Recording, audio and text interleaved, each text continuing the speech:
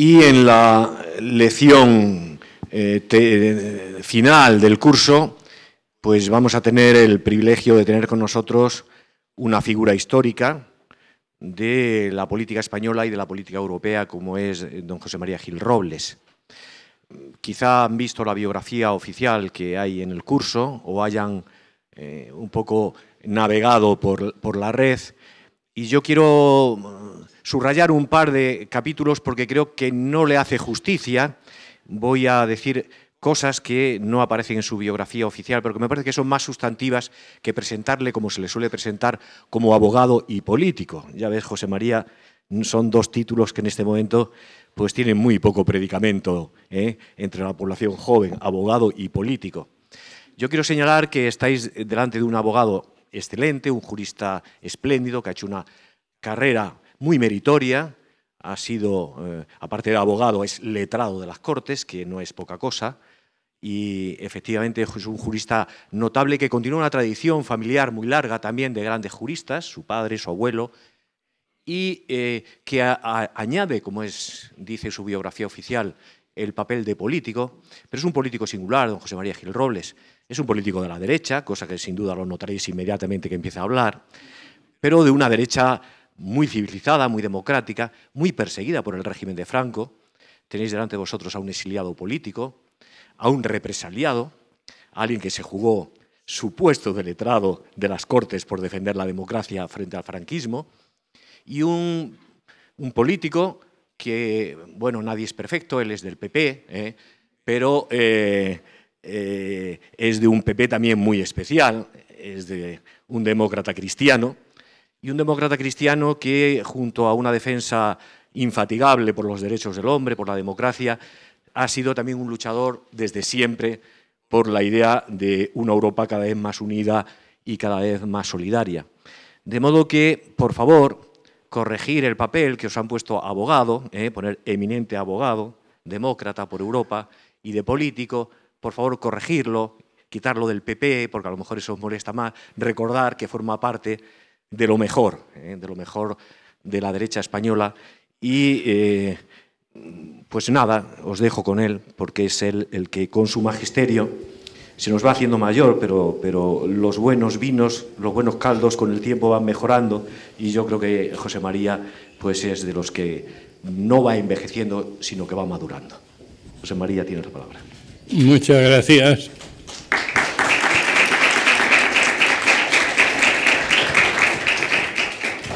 Se me ha olvidado de decir, ha sido mi jefe, ha sido presidente del Parlamento Europeo.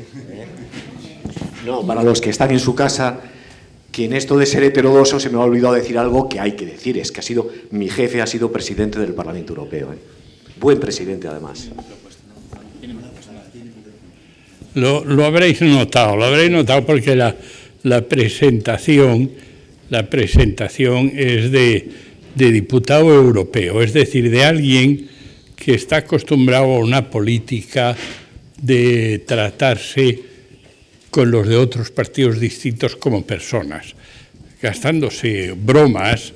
Yo le podría decir que era un buen socialista y que por tanto tampoco se le nota mucho, pero sí se le nota, pero se le lleva bien y nos tratamos bien, y cuando uno pasa años y años, en nuestro caso 15 años, estuvimos juntos en aquellos sitios, viéndose muchas horas del día y tratando de pactar cosas para que haga funcionar la Unión, entiendes la política de otra manera, no como algo que te convierte en unos rivales a muerte, sino como alguien que está tratando de hacer funcionar un proyecto, una idea, con puntos de vista diferentes, pero que hay que combinar, porque si no se combinan, no sale adelante.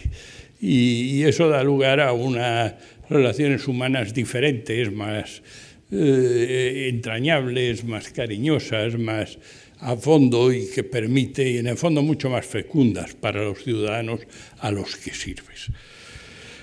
A mí hoy se me pide hablar sobre el futuro de Europa y me proponía hablar un poco sobre el futuro de Europa partiendo de una base, y es para qué se hizo la Unión Europea. Yo viví la época en que se hizo la Unión Europea. la vive efectivamente desde el exilio, y aquella época era muy distinta de la época de ahora. Es decir, estamos hablando de unos países absolutamente destrozados. Se podía viajar por Francia, por Italia. El contraste con los países que no habían pasado la guerra era absoluto.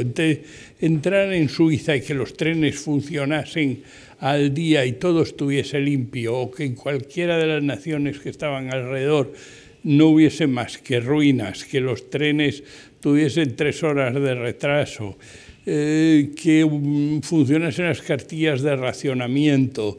Bueno, y no os cuento lo de España, porque para qué contaros cómo estaba España en aquellos años. Bueno, se parte de eso. Y se parte de la mitad de Europa sometida a regímenes comunistas. Y por tanto, el invento de la Unión está hecho para 2 cosas. Uno, para que esta mitad de Europa que queda al oeste no caiga bajo los sistemas comunistas. Y está montada para eso. Por tanto, evidentemente enemigos de la Unión desde el primer día fueron todos los partidos comunistas, que para ellos su finalidad habría sido estar en aquel sistema, en aquel momento, incorporar a Europa del oeste a aquel momento. Los que han llegado después de la caída del muro y tras un cierto tiempo han mantenido en el fondo una cierta nostalgia o unas formas nuevas, pero siempre han tratado de que la Unión Europea no fuese la Unión Europea, fuese otra Europa, que nunca han explicado mucho cómo era, pero que fuese otra Europa, distinta. Por tanto, un sector de los comunistas que desde el principio se opusieron al avance de la Unión Europea. Se opusieron también los partidos nacionalistas. Francia fue muy típico con el general de Gaulle. Y se opusieron porque querían una Europa protegida, una Europa de los pequeños espacios económicos cerrados y defendiéndose unos a otros. El mercado tiene muchos problemas y los oiréis hablar, pero el mercado, cuanto más cerrado está, más oligopolista es y menos reparte el poder. Por tanto, cuando el mercado funciona bien hay democracia, cuando funciona mal no hay democracia. Cuando hay oligopolios, monopolios, no hay democracia. Son 2 cosas que van de la mano. En los sitios donde no hay democracia no funciona el mercado. Por tanto, cuando se trató de hacer la Unión Europea, se trató de hacer algo que está hoy en el artículo 3 del Tratado de la Unión, que es una economía de mercado competitiva, fuertemente competitiva, precisamente para que estuviese bien regulada. Lo que empezó a llamar ya entonces por la Escuela de Friburgo la economía social de mercado, porque es un concepto de la economía de mercado que entiende que la dimensión social es fundamental para que el mercado funcione bien. Es decir, que no solo hay que entender una regulación del mercado para evitar los oligopolios y para que las reglas de la competencia económica funcionen bien, sino que además el hecho de que haya una dimensión social, es decir, que haya una justa distribución del producto de la riqueza, es lo que permite al mercado seguir funcionando con un grado de funcionamiento que sea sostenible, es decir, lo que da sostenibilidad al mercado. Y por tanto la dimensión social no es solo una dimensión de buen corazón o de caridad o de quedarse tranquilo, no, es que es una condición para que el mercado funcione bien, para que el sistema carbure. Bien, y se empezó a funcionar así. Hubo 3 corrientes políticas que con más o menos acento apoyaron aquel sistema. Los que lo pusieron en marcha, los 3 grandes fundadores, fueron esencialmente de Gasperi, Adenauer y Schuman. Los tres eran democristianos, se conocían de antes de la guerra, de esa línea. El cuarto, Monnet, no tenía una descripción política de ninguna clase y eso le permitió hablar con los demás sectores.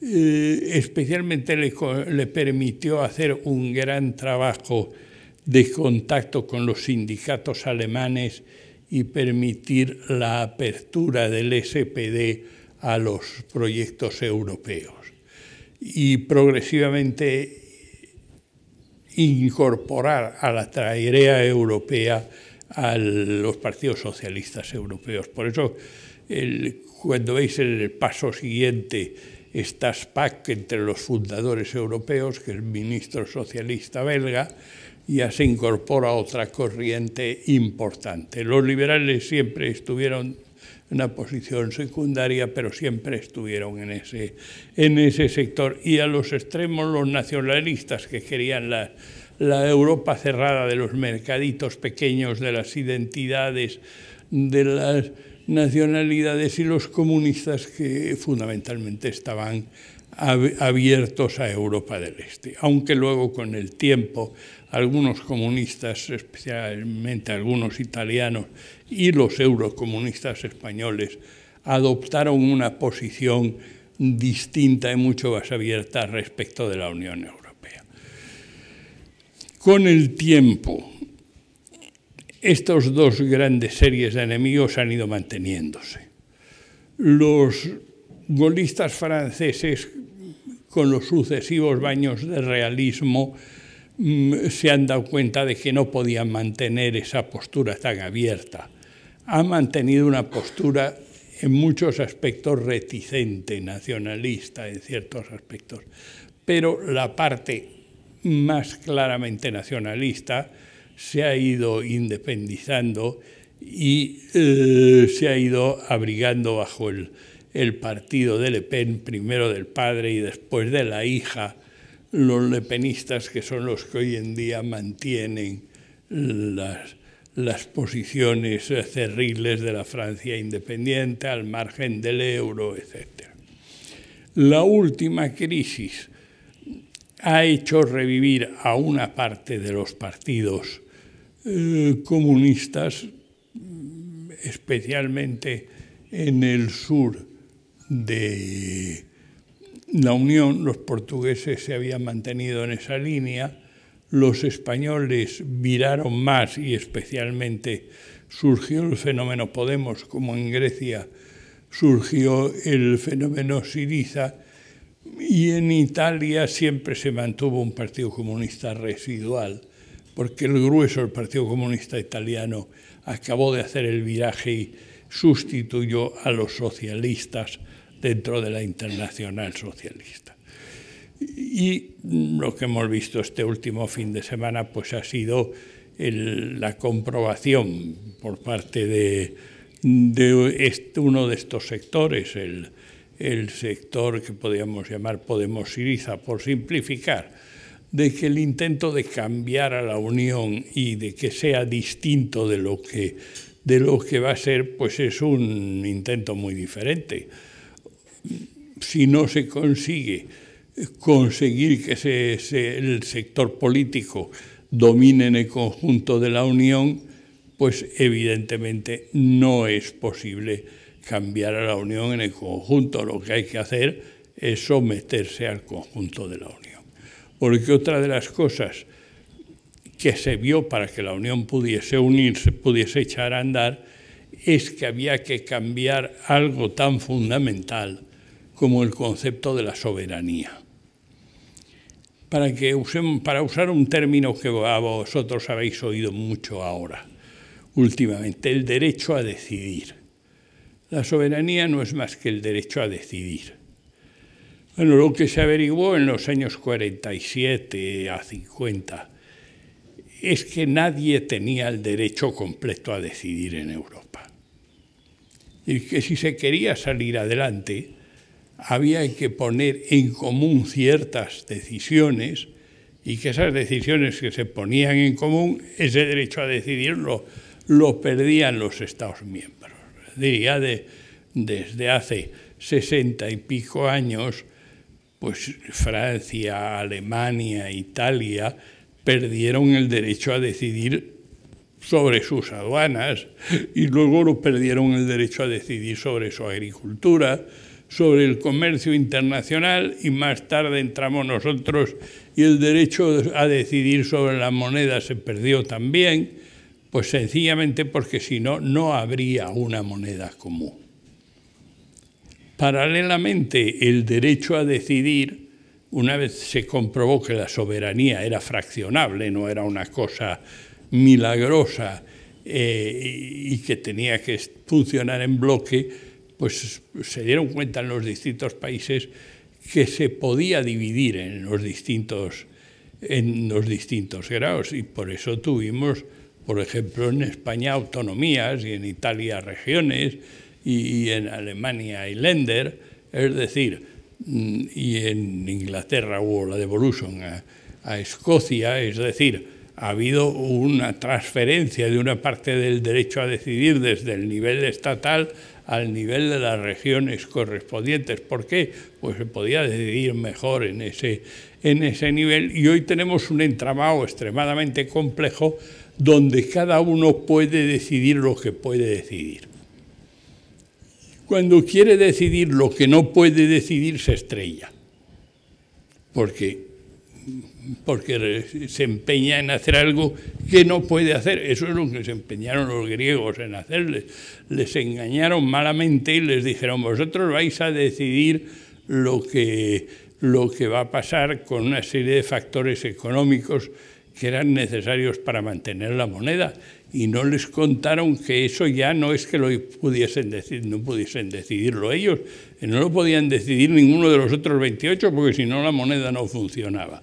Bueno, y cuando ya se dieron contra la pared, han comprendido que ese camino no les llevaba a nada, porque en eso ellos no podían decidir, como no podíamos decidir nosotros, y como dentro de 2 meses el señor Mas y sus amigos se darán cuenta de que lo que quieren decidir no lo pueden decidir, y esas cosas pues son como son y no como a uno se le antojan tal como viene. Y es así, la realidad es muy dura, a veces muy espesa, pero pasa como es. Entonces, los enemigos de Europa en ese momento los podemos clasificar en 2 series. Uno, los interiores, que básicamente siguen siendo los que rechazan el sistema social basado en la economía social de mercado libre, competitiva y tendiente al pleno empleo, la del artículo 3, pues porque crean que hay un sistema más bolivariano o más lo que sea que la pueden sustituir, o los que creen que todavía viven en la época de Luis XIV o en la época de Napoleón, y que ellos son el centro del mundo y que con un esfuercito los demás van a bailar alrededor de ellos y van a hacer lo que quieran, cosa que tampoco pasa, pero que existe. Y luego, como europeos, naturalmente nos movemos en el mundo y tenemos nuestros aliados y nuestros enemigos o adversarios exteriores. Evidentemente nuestros aliados, pues desde el principio han sido los Estados Unidos, que son unos aliados especiales, porque son al mismo tiempo nuestros aliados y nuestros rivales. Es decir, por un lado nos permiten vivir porque garantizan nuestra seguridad frente a cualquier agresión de tipo nuclear o que vaya más allá de lo que sean nuestras fuerzas de defensa, que son bastante débiles, y ayudaron al lanzamiento de la Unión Europea, y hasta ahí todo va muy bien. Y por otro lado son rivales porque naturalmente son rivales comerciales nuestros, y de ahí que tengamos continuamente discusiones con ellos respecto a los aviones, respecto a las organismos genéticamente modificados, respecto a la carne de buey que se puede importar de esta manera o de la otra, las características de los productos industriales, etc. Es decir, que nos estamos siempre moviendo entre el amigo querido y el rival que, si puede, te hace la puñeta en el terreno comercial para favorecerse.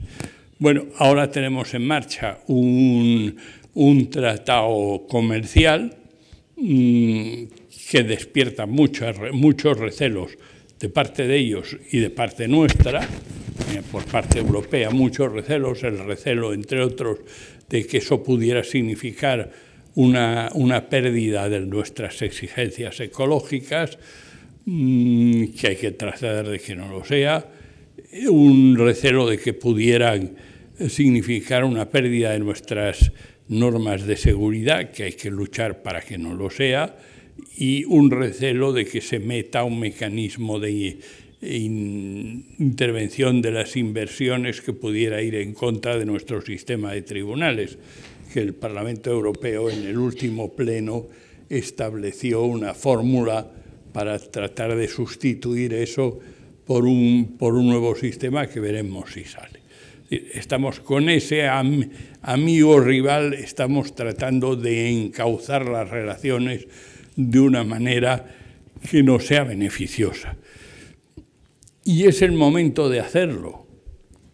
¿Y por qué es el momento de hacerlo? Pues muy sencillo, porque ahora nosotros económicamente somos más fuertes que los Estados Unidos. Y si seguimos así, las previsiones es que dentro de 10 años seremos más débiles que ellos. Y cuando uno tiene que negociar, tiene que aprovechar el momento de más fuerza para intentar defender sus condiciones, lo que le conviene, al máximo. Y por eso este es el momento en que nos conviene negociar y defender nuestras condiciones al máximo. Eso respecto a los Estados Unidos. Respecto de Rusia, ha habido un momento cuando Rusia se empezó a deshacer, que hubo una cierta ilusión de que pudiéramos establecer con Rusia una relación parecida a la que teníamos con los Estados Unidos. Es decir, una relación comercial intensa y que nos llevase progresivamente a un cierto espacio comercial común. Bueno, eso hay que decir que se ha estropeado. Y en ese caso yo no creo que sirva de mucho buscar las culpas. Es decir, las culpas, como siempre en estos casos, están de los dos lados. Por un lado ha habido una recuperación de la fuerza por parte de Rusia y con un hombre al frente, Putin, que tiene una mentalidad muy de su formación KGB y muy de una visión de Rusia como gran potencia por la fuerza, por lo grande, por lo importante que es, y por tanto que lo ve todo en términos de territorios. Y por otro lado, unas equivocaciones también importantes por parte de países de Europa del Este, que con el deseo de llevar Rusia lo más lejos posible han jugado de forma bastante imprudente a animar a Ucrania y a los países del Cáucaso a ingresar en la Unión, cosa que con un poco de sentido común se podía saber, y algunos lo hemos ido diciendo desde hace 15 años o 20 años, que eso no se podía hacer, que esos países Rusia no dejaría nunca que entrasen dentro de la Unión Europea. Pero en fin, empujaron, como empujó un cierto sector de la OTAN también a ampliar la OTAN a esos territorios equivocadamente, porque era evidente ya desde el episodio de Georgia que Rusia no iba a dejarlo. ¿Qué quiere decir eso? Quiere decir eso que ahora hay que reconstruir la confianza y ese va a ser un proceso largo. No tenemos otro remedio, es decir, pelearnos con Rusia no nos conduce a nada, ni a ellos ni a nosotros, más que a empobrecernos y a estar peor. Por tanto, reforzar la confianza supone el ir llegando a un acuerdo sobre la situación de esos países intermedios, pues se podría llamar una finlandización, una neutralización de esos países. Al mismo tiempo, el volver a retomar un funcionamiento más eficaz del comercio de una parte y de otra, levantando las sanciones que están en este momento y tratando de cooperar en la política internacional frente al enemigo común que tenemos, que curiosamente tenemos en este momento un enemigo común, que es el enemigo común del califato. Es decir, tenemos un... Uy, se me está cayendo.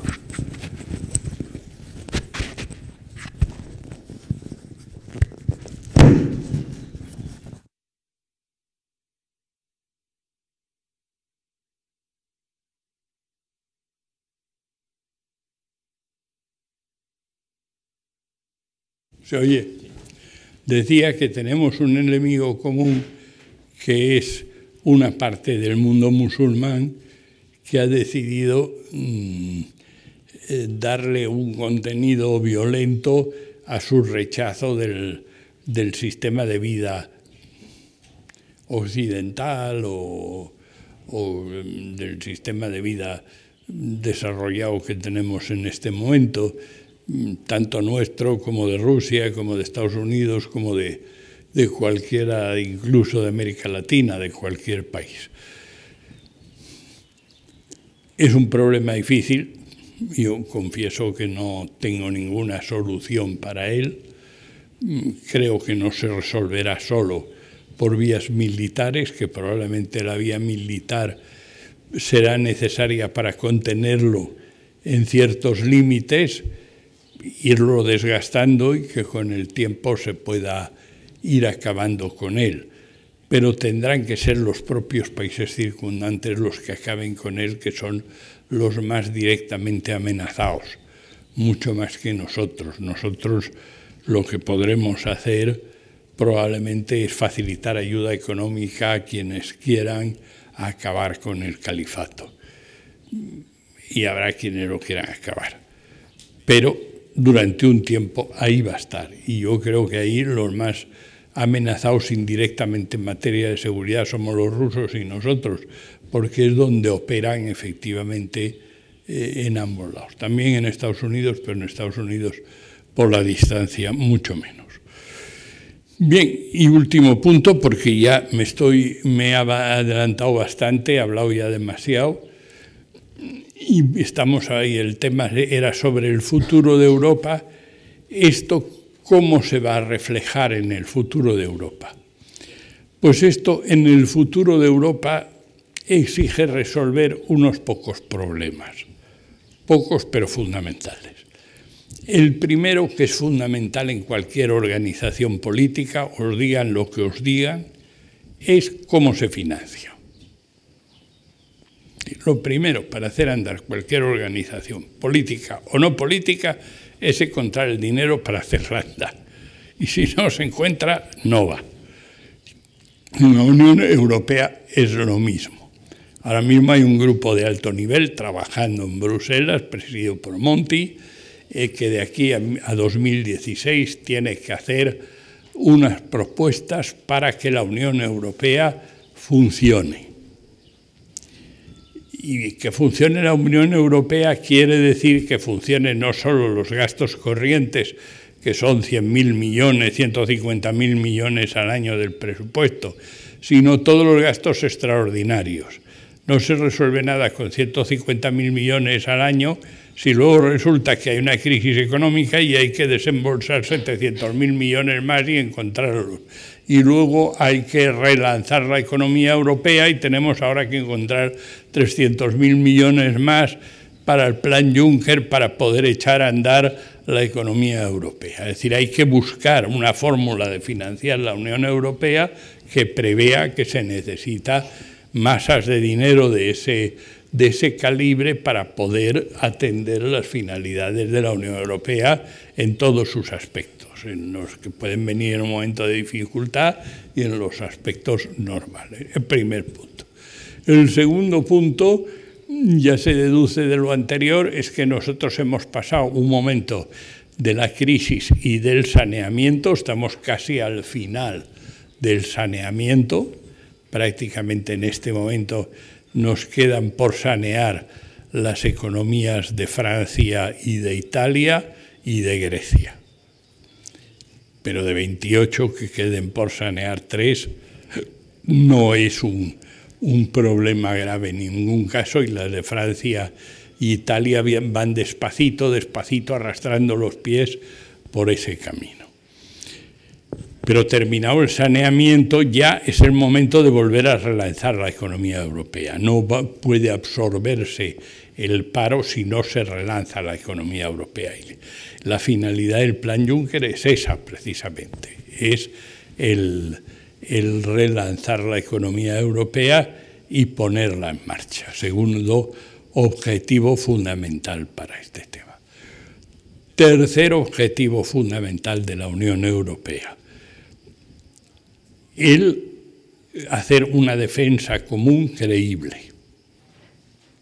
No podemos seguir indefinidamente dependiendo de los Estados Unidos para todo, sino que en determinado momento vamos a tener que ir poco a poco siendo capaces nosotros mismos de defendernos solos y de no estar a expensas de tener un presidente norteamericano mejor o peor, que nos ayude más o que nos ayude menos, o que piense más en el Pacífico o en donde piense.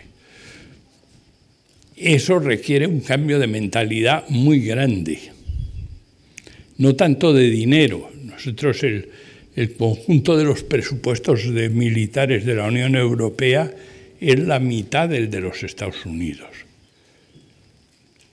Quiere decir que podríamos tener una defensa militar de la misma importancia que la defensa militar rusa. Pero eso supone cambiar 28 presupuestos y transformarlos en uno. Cambiar 28 organizaciones de defensa con sus mandos, sus tradiciones, sus banderas y sus historias en una sola organización. Y eso humanamente es muy complicado, muy complicado. Pero eso poco a poco tendremos que ir evolucionando hacia ese sistema, armonizando material, armonizando maneras de actuar, realizando misiones comunes, etc. Cuarto punto, se ha hablado de él mucho esta mañana y yo no voy a volver a insistir. Nosotros tenemos que resolver el problema de la inmigración europea. No ya solo desde el punto de vista de los que lo pasan mal fuera y quieren venir, sino desde el punto de vista de que los europeos necesitamos inmigrantes. Es decir, nosotros a un periodo de 10, 20 años vamos a necesitar millones de inmigrantes, no unos decenas de miles, millones, sencillamente para que el día de mañana vosotros y vuestros hijos podáis cobrar pensiones. Las mías ya están aseguradas, pero las vuestras y las de vuestros hijos no. Esas no. Si no vienen inmigrantes a trabajar, no habrá pensiones. Con lo cual, realmente hacen falta que vengan. Entonces, ese tema hay que pensarlo con tiempo, fríamente, no solo desde el punto de vista de decir hay unos señores que lo están pasando muy mal y tienen que salvarse, sino hay unos señores que nosotros necesitamos también, con capacidades, con determinadas condiciones, y eso hay que verlo, eso hay que pensarlo. Estamos nada más empezando una reflexión, pero esa reflexión, que tiene que durar los próximos años, es una reflexión muy importante, y hay que hacerla a todos los niveles, porque no es nada fácil meter millones de gente nueva y absorberla, darle trabajo, darle vivienda y meterla en la sociedad con sus costumbres, con sus lenguas, con su manera de vivir. Esa no es una operación que se hace que se hace fácilmente, requiere ser muy planificada y muy pensada.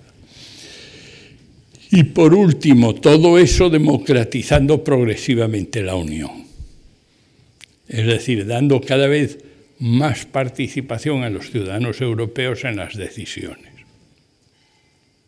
Es decir, que si hay que tomar las decisiones como las que se han tomado este fin de semana, no solo intervengan como uno más la Comisión y proponga y el Banco Central Europeo, sino que previamente el Parlamento haya intervenido. Esta vez ha habido una enorme novedad, y es decir, el primer ministro griego ha ido al Parlamento a explicarse. Eso es una novedad. Hay muy pocas organizaciones en el mundo donde el señor que discrepa sea escuchado antes de tomar la decisión correspondiente. Y esa es una condición fundamental de la democracia. Las democracias se distinguen de las que no son democracias porque dan la voz al disidente. Es decir, en un sistema político no democrático, el disidente que se fastidie no se le escucha. No se le escucha, por eso es disidente, es un perro sarnoso. El demócrata escucha al disidente. Luego toma la decisión que tenga que tomar, pero le escucha. Entonces, al señor Tsipras se le invitó, vino al Parlamento, los que estaban de su lado le aplaudieron y los que estaban en contra le silbaron. Pero vino allí y dijo lo que quería decir, todo lo que quería decir. Bueno, eso es un avance democrático, que antes de que se tome una decisión importante, los representantes de los ciudadanos puedan intervenir y manifestar sus opiniones. Y por ese camino tenemos que seguir yendo. Y termino con una cosa. Seguramente eso nos va a llevar en un plazo relativamente corto a la división de la Unión Europea en dos. La Unión Europea del euro, es decir, la Europa, y los que van a estar orbitando alrededor con un simple mercado común, empezando por Gran Bretaña y a lo mejor Dinamarca o Suecia o Chequia, 2 o 3 o 4 en ese sentido.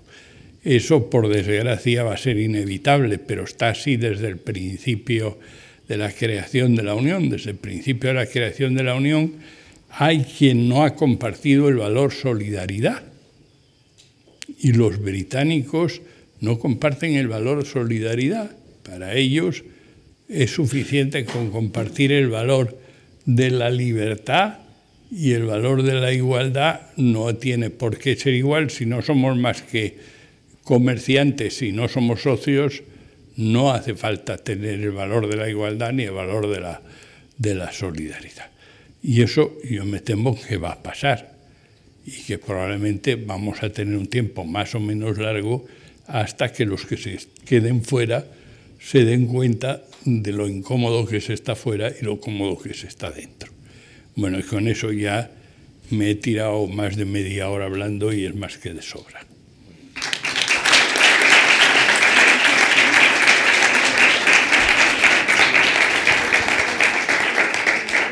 Muchas gracias, José María.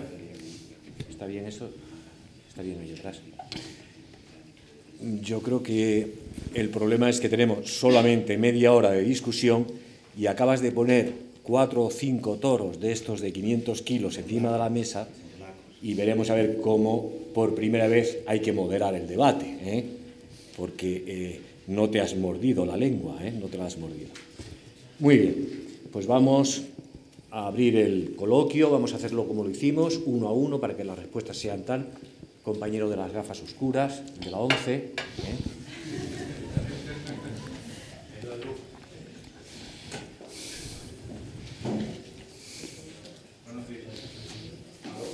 Este de Venezuela. ¿Está, no? Sí. Bueno, una pregunta muy simple. ya que se ha hablado de que hay que planificar una inmigración de cara al futuro en Europa, si se ha hablado o se ha presentado alguna propuesta en específico, ¿cómo sería esa planificación de inmigración controlada de cara al futuro? Una simple pregunta nada más. Muy bien. Muy rápido. Algún ensayo se ha empezado a hacer en algún país europeo con tarjetas específicas para los que vienen de fuera con una preparación buena. Me parece que se llaman las tarjetas azules en Alemania o algo así. Es decir, el que viene con una buena preparación matemática, además del alemán, o una buena preparación informática o algo así, en especialidades donde se necesitan, tiene prácticamente las puertas abiertas. Bueno, ese solo es un camino, pero digo lo que se ha empezado a pensar. Hola, yo quería preguntar si cree usted que esa futura inmigración necesaria puede poner en riesgo de alguna manera la identidad europea de todos los ciudadanos, debido a que no tienen la misma raíz que nosotros. Y si no solamente se tendría que llevar a cabo una aceptación de esos inmigrantes o puesta en regla, sino también una culturalización, algo que también puede ser un poco controvertido. Bueno, alguna asimilación a la cultura siempre acaba produciéndose y si no plantea problemas. La asimilación máxima es la de Estados Unidos, que es la del melting pot, es decir, todo el mundo a la cazuela y lo que resulta, resulta. Pero mantener la diferencia al máximo, hablando de multiculturalismo, como pasa en Francia, arroja problemas muy complicados, sobre todo en la segunda generación. Por tanto, es un tema a buscar y a encontrar un camino intermedio, pero algo hay que buscar y hay que saber. Y cada vez más los ciudadanos europeos exigen que por lo menos se sepa la lengua. Lo están empezando a exigir en todos los sitios, que por lo menos el que venga tenga que aprender la lengua. Bueno, hola. Vamos a darle una oportunidad a las mujeres también, que son la mitad de la humanidad. Aquí, la compañera. Aquí son casi más de la mitad, ¿no? No, esto es que mira solo a las mujeres, hay también bastantes chicos, ¿eh?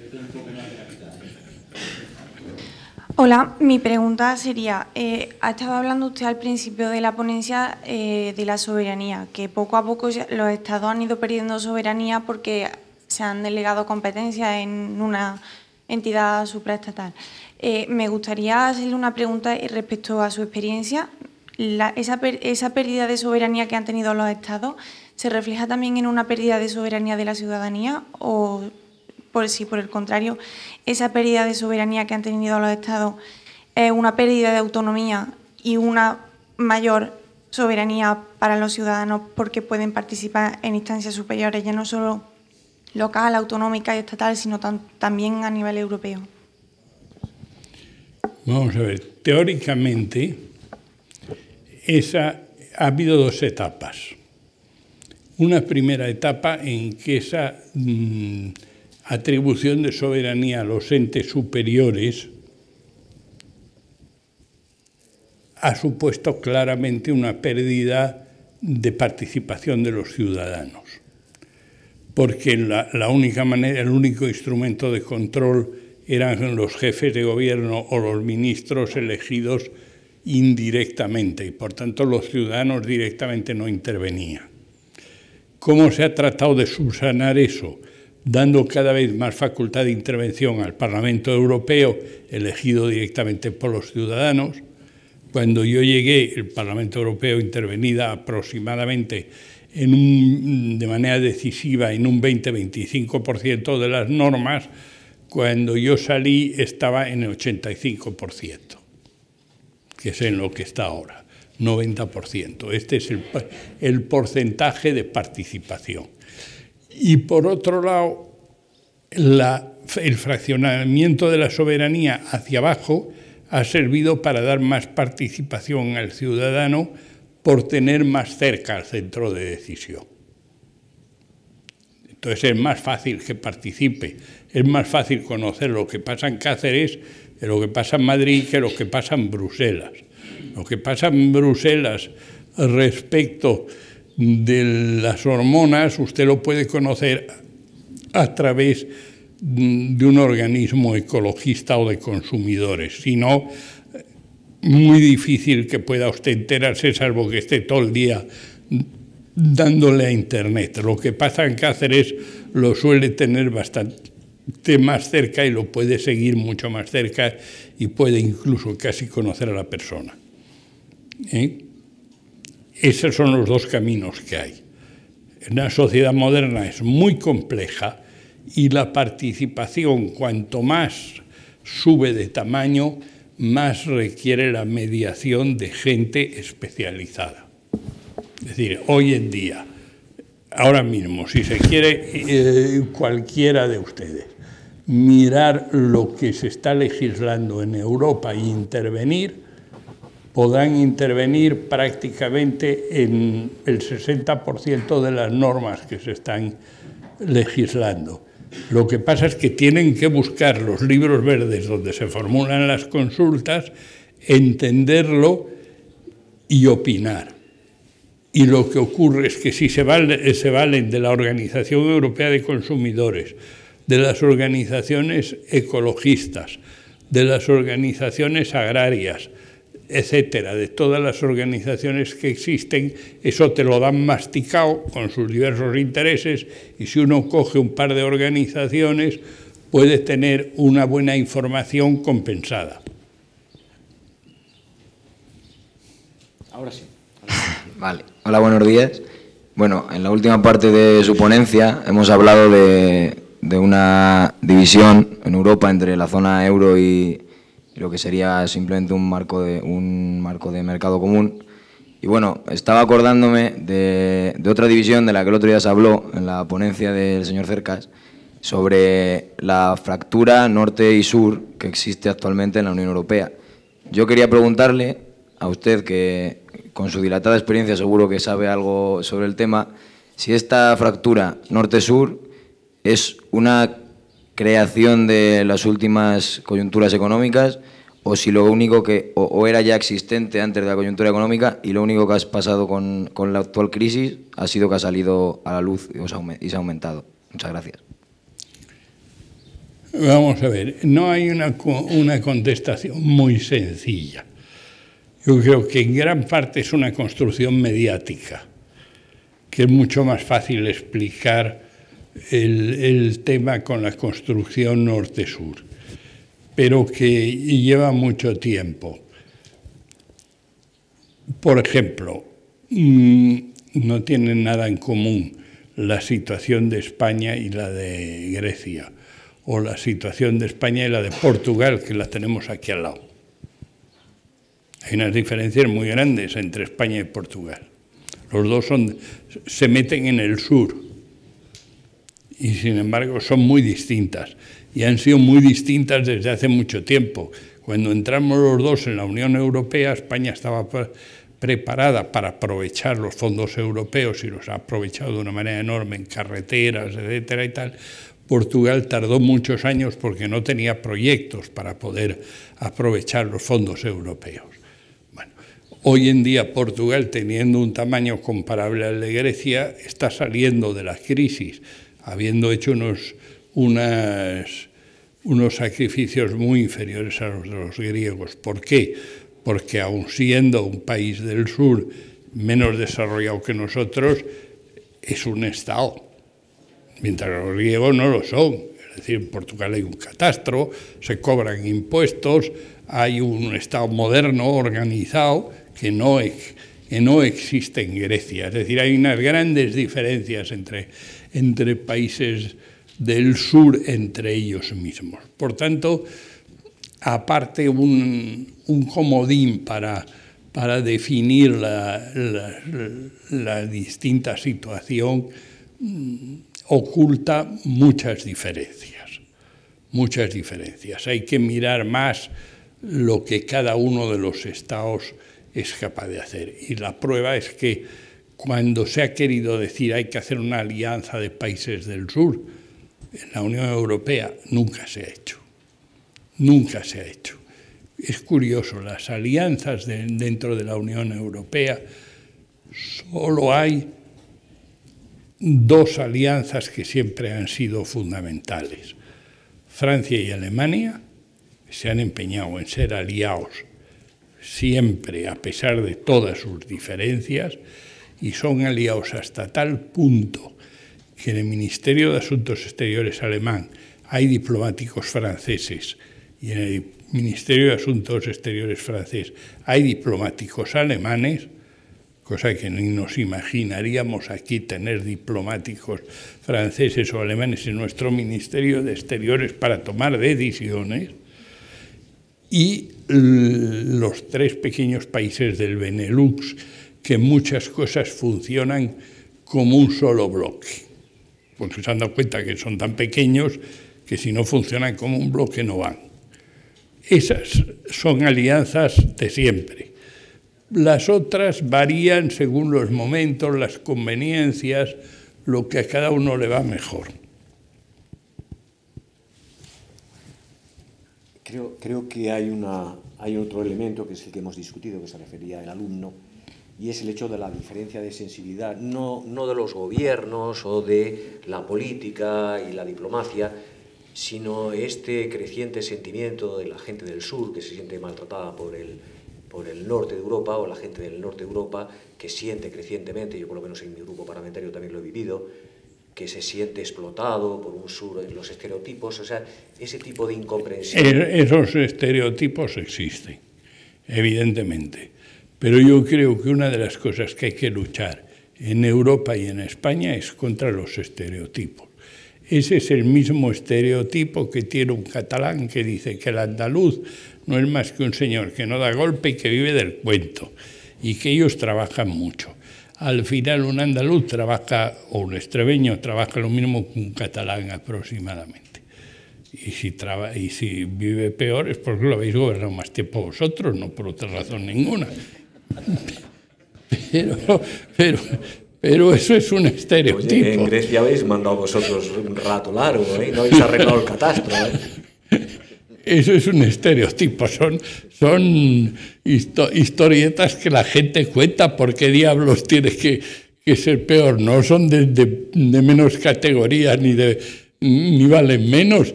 Es decir, un andaluz y un catalán se van a Stuttgart y los dos trabajan como dos animales. ¿Por qué? Porque los hacen trabajar en la misma fábrica, y todos los españoles que han ido a trabajar al norte han trabajado todos en el norte todo lo que les ha dado la gana, en el norte de Europa y en el norte de España, porque el norte de España tiene también esos mismos prejuicios, no se sabe por qué, pero yo creo que son prejuicios totalmente falsos. Cualquiera que haya vivido en el sur de España se da cuenta de que es falso ese prejuicio.